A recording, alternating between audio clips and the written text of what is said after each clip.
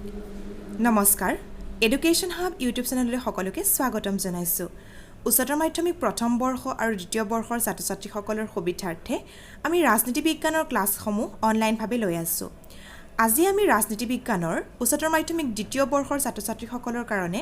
সাম্প্ৰতিক বিশ্বত নিৰাপত্তা এই পাঠটোৰ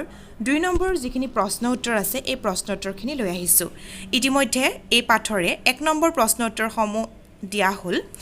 এতিয়ালৈকে যদি ভিডিওটো চোৱা নাই তেনেহলে ডেসক্ৰিপচনত ইয়াৰ লিংক দিয়া আছে লিংকৰ পৰা গৈ চাই ল'ব পাৰিবা আৰু আমাৰ চেনেলটোত প্ৰথম হলে চেনেলটো সাবস্ক্ৰাইব কৰি বেল আইকনটো দবাই নটিফিকেশন অল কৰি দিবা ফাৰ্স্ট কোৱেশ্চন খালি ঠাই পূৰ কৰা আহিছে নিৰাপত্তা অপৰম্পৰাগত দৃষ্টিভংগী কোৱা হয় ডেছ বা ডেছ অৰ্থাৎ নিৰাপত্তাৰ পৰম্পৰাগত আৰু অপৰম্পৰাগত দুটা দৃষ্টিভংগী আছে এই অপৰম্পৰাগত দৃষ্টিভংগী কোৱা হয় মানৱ নিৰাপত্তা বা গোলকীয় নিৰাপত্তা এই মানৱ নিৰাপত্তা বা গোলকীয় নিৰাপত্তা কি আমি নিৰাপত্তা বুলি ক'লে বা সিকিউৰিটি বুলি ক'লে কি বুজি পাওঁ আমি সিকিউৰিটি বুলি ক'লে বুজি পাওঁ যে আমি আন বিষয়বস্তুৰ সংশয়ৰ পৰা মুক্ত হৈ থকা বা ভয়ৰ পৰা মুক্ত হৈ থকা এতিয়া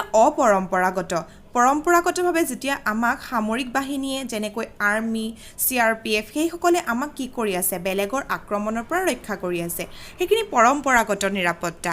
অপৰম্পৰাগত বুলি কওঁতে আমি যিকোনো ধৰণৰ ভয়ৰ পৰা মুক্ত হৈ থকা মানৱ নিৰাপত্তা মানুহ নিৰ্ভৰ হৈ থকা হিউম্যান ট্ৰাফিকিং হয় সেইবোৰৰ পৰা নিৰাপত্তা হৈ থকা অৰ্থাৎ সেইবোৰৰ পৰা বাচি থকা এনে ধৰণৰ বিষয়বস্তুখিনি কোৱা হয় মানৱ নিৰাপত্তা বুলি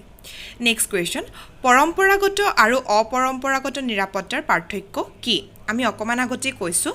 পৰম্পৰাগত নিৰাপত্তাই এখন ৰাষ্ট্ৰৰ আভ্যন্তৰীণ আৰু বাহ্যিক নিৰাপত্তাৰ কথা বুজায় প্ৰধানকৈ সামৰিক দিশটো মই তোমালোকক ক'লোৱে যে এখন দেশক যেনেকৈ আভ্যন্তৰীণ আৰু বাহ্যিকভাৱে নিৰাপত্তা দিয়া হয় যেনে আৰ্মি CRPF বা এই যিখিনি বাহিনী আমাক নিৰাপত্তা দি আছে তেওঁলোকক কোৱা হয় পৰম্পৰাগত নিৰাপত্তাৰ উদাহৰণ অপৰম্পৰাগত নিৰাপত্তা বুলি ক'লে কি বুজো অপৰম্পৰাগত নিৰাপত্তা মানে হৈছে যিটো ধাৰণাই সামৰিক ভাবুকিৰ দিশটো অতিক্ৰম কৰি এক বিস্তৃত পৰিসৰৰ ভয়াবহতা বা ভাবুকিক অন্তৰ্ভুক্ত কৰিছে মানৱ নিৰাপত্তা বুলি কওঁতে আমি এইখিনিতে বুজিব লাগিব যে যিকোনো ধৰণৰ বেমাৰৰ পৰা মুক্ত হৈ থকাটো মানৱ নিৰাপত্তা বৰ্তমান সময়ত সকলোৱে জানা কৰোনা মহামাৰীৰ কথা সকলোৱে জানা কোভিড-19ৰ কথা এই কোভিড-19ৰ পৰা মুক্ত হৈ থকাটো হৈছে তোমালোকৰ অপৰম্পৰাগত নিৰাপত্তা নেক্সট কোৱেশ্চন প্ৰব্ৰজনকাৰী আৰু শৰণাৰ্থীৰ মাজৰ পাৰ্থক্য লিখা বহুতে প্ৰব্ৰজনকাৰী আৰু শৰণাৰ্থীৰ মাজৰ পাৰ্থক্য বুজি নাপায় কিন্তু প্ৰব্ৰজনকাৰী আৰু শৰণাৰ্থীৰ মাজত এটা বৃহৎ পাৰ্থক্য আছে প্ৰব্ৰজনকাৰী মানে হৈছে যিসকল ব্যক্তিয়ে স্বইচ্ছাই উন্নত জীৱন যাপনৰ সন্ধানত এখন দেশ এৰি আন এখন দেশলৈ গুচি যায় তাক কোৱা হয় প্ৰব্ৰজনকাৰী ধৰি লোৱা কোনোবা এখন আমাৰ ইণ্ডিয়াৰ পৰা কোনোবা এজন মানুহে স্বইচ্ছাৰে আমাৰ দেশখন ত্যাগ কৰি আমেৰিকা যুক্তৰাষ্ট্ৰলৈ গুচি গ'ল এটা বেটাৰ লাইফৰ কাৰণে এটা উন্নত জীৱন যাপনৰ কাৰণে তেওঁ চাকৰি এটা ইণ্ডিয়াত নকৰি তেওঁ আমেৰিকাত কৰিম বুলি গ'ল তেতিয়াহ'লে সেইটো হ'ব প্ৰব্ৰজনকাৰী আনহাতে শৰণাৰ্থী হৈছে যিসকল ব্যক্তিয়ে যুদ্ধৰ ভয়ত বা প্ৰাকৃতিক দুৰ্যোগৰ ভয়ত যদি এঠাই এৰি আন ঠাইলৈ যায় এখন দেশ এৰি আন ঠাইলৈ যায় তেতিয়াহ'লে তাক কোৱা হ'ব শৰণাৰ্থী প্ৰব্ৰজনকাৰীয়ে স্বইচ্ছাৰে এটা বেটাৰ লাইফৰ কাৰণে যায় আৰু শৰণাৰ্থীয়ে কিবা এটাৰ ভয়তহে যায় ধৰি লোৱা তোমালোকৰ গাঁওখনত বিভিন্ন তোমালোকৰ শত্ৰুৱে তোমালোকক আক্ৰমণ কৰিছে তোমালোক থাকিবলৈ অসুবিধা পাইছা তোমালোকে গাঁওখন তোমালোকে দেশখন এৰি বেলেগ ঠাইলৈ গুচি গৈছা ভয়তহে এইটো কাৰণে নহয় এটা বেটাৰ লাইফৰ কাৰণে কিহৰ কাৰণে গৈছা ভয়ত তোমালোকে থাকিব বিচাৰিছা গাঁৱত কিন্তু তোমালোকে কি হৈছে তোমালোকে থাকিব পৰা নাই তেতিয়াহ'লে কি হ'ব সেইটো হ'ব শৰণাৰ্থী নেক্সট কোৱেশ্চন দুটা স্বাস্থ্য মহামাৰীৰ উদাহৰণ দিয়া স্বাস্থ্য মহামাৰী মানে হৈছে খুব ডাঙৰ এটা বেমাৰ যিটো নেকি সহজে ভাল হোৱাটো সম্ভৱ নহয় এইটো আমি উদাহৰণ দিছো এইডছ আৰু এভলা ভাইৰাছ তোমালোকে কৰোনা ভাইৰাছটো দিব পাৰিবা কোভিড-19ৰ যিটো বেমাৰ যিটো ভাইৰাছ হয় কৰোনা ভাইৰাছ সেইটো দিব পাৰিবা এইডছ বুলিও দিব পাৰিবা নেক্সট হৈছে ভাৰতৰ নিৰাপত্তা কৌশলৰ দুটা উপাদান উল্লেখ কৰা ভাৰতৰ নিৰাপত্তা কৌশলৰ দুটা উপাদান মানে নিৰাপত্তা এনেকুৱা নহয় যে কেৱল যুদ্ধ বিগ্ৰহ বা সামৰিক অস্ত্ৰ-শস্ত্ৰইহে কি কৰিব পৰা যায় নিৰাপত্তা দিব পৰা যায় কি কৰিব পাৰি আলোচনাৰ মাধ্যমেৰে বিশ্ব শান্তি প্ৰতিষ্ঠা কৰিও কি কৰিব পাৰি নিৰাপত্তা দিব পৰা যায় আৰু নিৰীকৰণ ক্ষমতাৰ ভাৰসাম্য অৰ্থাৎ আন এখন দেশৰ যিমান অস্ত্ৰ শস্ত্ৰ আছে আমাৰ দেশতো যদি সিমানখিনি উপলব্ধ হয় আমি অস্ত্ৰ শস্ত্ৰ চালনা কৰিবই নালাগে তেওঁলোকেও ভাবিব যে আমি যদি চালনা কৰোঁ এওঁলোকে ওলোটাই কৰিব গতিকে তেতিয়া তেওঁলোকে নিজেই নকৰাকৈ থাকিব নেক্সট কুৱেশ্যন সন্ত্ৰাসবাদ নিৰাপত্তাৰ প্ৰতি এক ভাবুকি বুলি তুমি ভাবানে কিয় হয় আমি জানো যে সন্ত্ৰাসবাদ নিৰাপত্তা এটা ভাবুকি আমি সন্ত্ৰাসবাদ মানে কি বুলি বুজি পাওঁ যে টেৰৰিজম আৰু নিৰাপত্তা মানে বুজি পাওঁ যে সিকিউৰিটি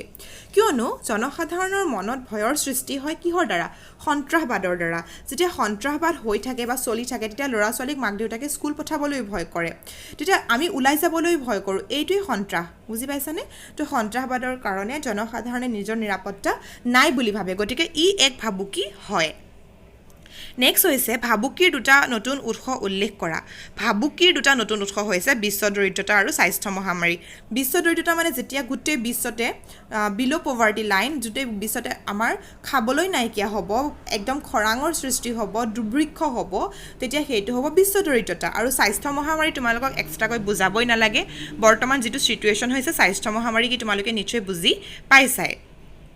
নেক্সট হৈছে নতুনকৈ স্বাধীন হোৱা দেশসমূহে সন্মুখীন হোৱা নিৰাপত্তাৰ প্ৰত্যাহ্বানবোৰ ইউৰোপৰ প্ৰত্যাহ্বানবোৰতকৈ কিভাৱে পৃথক তাৰমানে যিবোৰ ইউৰোপৰ প্ৰত্যাহ্বান আছিল সেই প্ৰত্যাহ্বানবোৰতকৈ আমি বৰ্তমান যিখিনি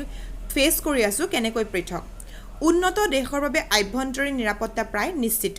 কিন্তু নতুন দেশসমূহে আভ্যন্তৰীণ আৰু বাহ্যিক দুটা দিশতে নিৰাপত্তাহীনতাৰ সন্মুখীন হয় যিসমূহ উন্নত দেশ যেনে আমেৰিকা যুক্তৰাষ্ট্ৰৰ দৰে যিবোৰ দেশ সেই দেশবোৰৰ কেৱল আভ্যন্তৰীণ নিৰাপত্তা নিশ্চিত তাৰমানে তেওঁলোক আভ্যন্তৰীণভাৱে তেওঁলোক সিকিউৰ তেওঁলোক কেৱল বাহ্যিকভাৱেহে তেওঁলোক সিকিউৰ নাথাকে বা তেওঁলোকে ভয় কৰে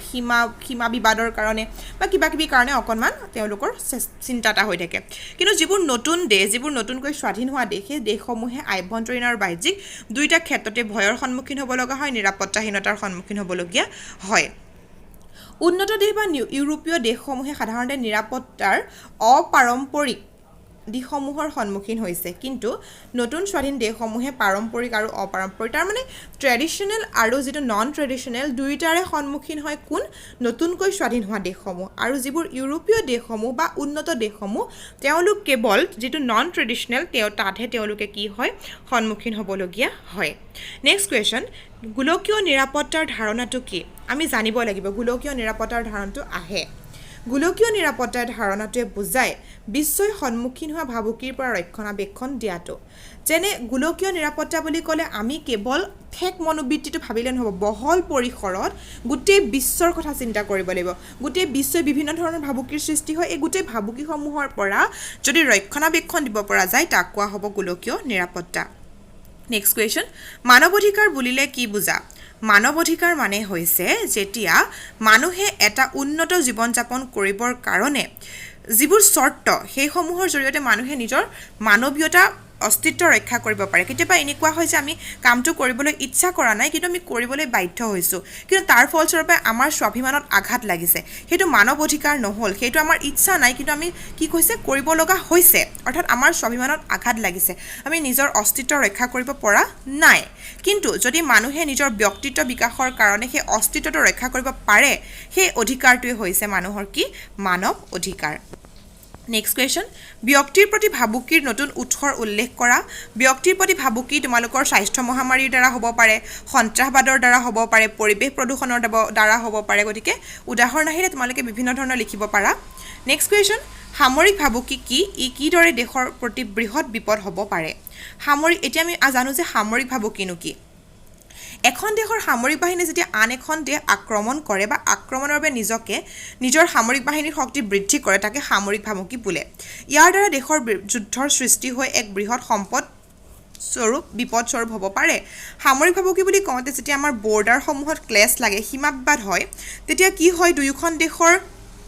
যি সামৰিক বাহিনী থাকে দুয়োখন দেশৰ বৰ্ডাৰত যি সামৰিক বাহিনী থাকে দুয়োপক্ষই সমানে যুদ্ধ কৰিবলগীয়া হয় তাৰ ফলস্বৰূপে কেৱল এনেকুৱা নহয় যে আমাৰ দেশে যুদ্ধ কৰিছে কাৰণে আনখন দেশ ক্ষতি হোৱা নাই বা আনখন দেশে যুদ্ধ কৰিছে কাৰণে আমাৰ দেশৰ ক্ষতি হোৱা নাই দুয়োপক্ষৰ সমানেই ক্ষতি হয় আৰু সমানেই ক্ষতি হোৱাৰ ফলস্বৰূপে আমাৰ দেশৰ বা তেওঁলোকৰ দেশৰো সম্পূৰ্ণৰূপে সম্পদসমূহৰ কি হয় নষ্ট হয় আৰু যুদ্ধৰ সৃষ্টি হ'লে সদায় বৃহৎ বিপদ আহি পৰে এইটোৱে হৈছে সামৰিক ভাবুকি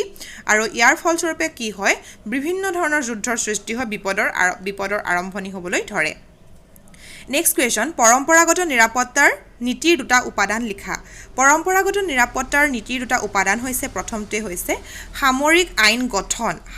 আইন গঠন তাৰ মানে যিখিনি আমাৰ সামৰিক ফ'ৰ্চ আছে তাৰ কাৰণে এখন আইন গঠন কৰা আৰু যুদ্ধৰ সা-সৰঞ্জাম আৰু কৌশল আহৰণ আৰু যুদ্ধৰ যিখিনি সা-সৰঞ্জাম লাগিব আৰু কৌশল আহৰণ কৰাৰ যিখিনি বেসিক ট্ৰেইনিং এই গোটেইখিনি দিয়াটো হৈছে ইয়াৰ উদাহৰণ নেক্সটটো হৈছে সন্ত্ৰাসবাদ নিৰাপত্তাৰ প্ৰতি এক পৰম্পৰাগত বা অপৰম্পৰাগত ভাবুকি হয়নে হয় আমি আগতেও পঢ়ি আহিছোঁ সন্ত্ৰাসবাদ নিৰাপত্তাৰ প্ৰতি ভাবুকি হয় নেক্সট কুৱেশ্যন খালি ঠাই পূৰ কৰা কাশ্মীৰ উপত্যকাত হিংসা বিয়পাই দিয়া দেশ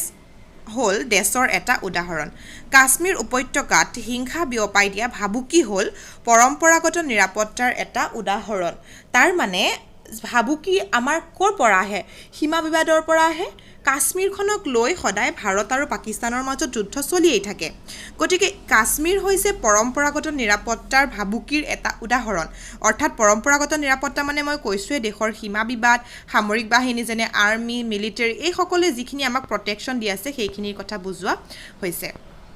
নেক্সট কুৱেশ্যন ভাবুকিৰ পৰা মুক্তৰ বিৰুদ্ধে এখন দেশৰ আটাইতকৈ গুৰুত্বপূৰ্ণ নিৰাপত্তা কি আটাইতকৈ গুৰুত্বপূৰ্ণ নিৰাপত্তা হৈছে যুদ্ধৰ আত্মসমৰ্পণ আৰু যুদ্ধৰ ব্যয় অত্যাধিক বৃদ্ধি কৰা অৰ্থাৎ আমি ভাবুকিৰ পৰা মুক্ত হ'বলৈ দেশ এখনে কি কৰিব লাগিব যুদ্ধ নোহোৱা কৰিব লাগিব যুদ্ধৰ পৰা আত্মসমৰ্পণ কৰিব লাগিব আৰু যুদ্ধৰ ব্যয় অত্যাধিক বৃদ্ধি কৰা কাৰণ ব্যয় বহুত হয় খৰচ বহুত হয় সেইখিনিৰো কি কৰিব লাগিব ক্ষতিপূৰণৰ কথা চিন্তা কৰিব লাগিব